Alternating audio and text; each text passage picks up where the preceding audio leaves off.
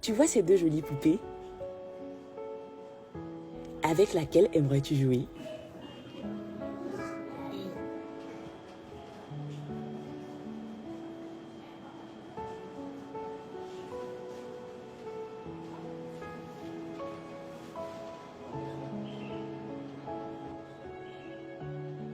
C'est lilas.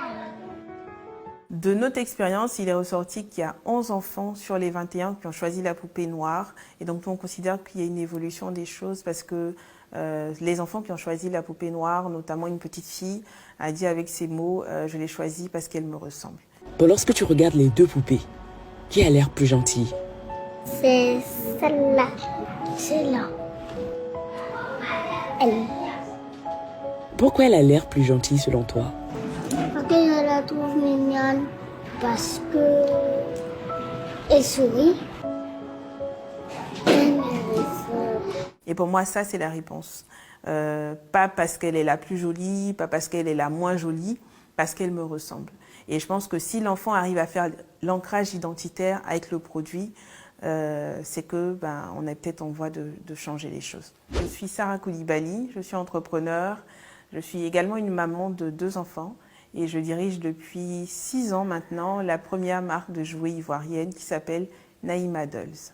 Oui, c'est un plaidoyer parce que moi, quand je commence cette activité il y a 6 ans, je reconnais que je suis une répate, donc je rentre en Côte d'Ivoire et que je viens avec beaucoup d'espoir, mais face à la réalité du terrain, je me rends compte que la population ne comprend pas ou n'est pas encore sensible à ce que je dis et on a encore des préjugés en se disant que les poupées, les figurines noires sont pas jolies. Oui, les choses sont en train de changer.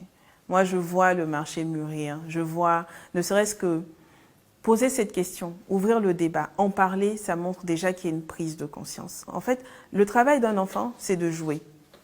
Donc, l'éducation de l'enfant, le premier objet que vous lui donnez, c'est comme si vous lui offrez la première clé, c'est le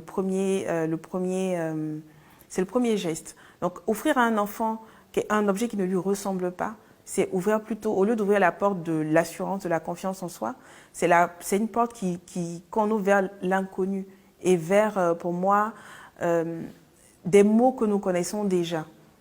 Donc aujourd'hui, moi je pense que la dimension au-dessus est une dimension identitaire.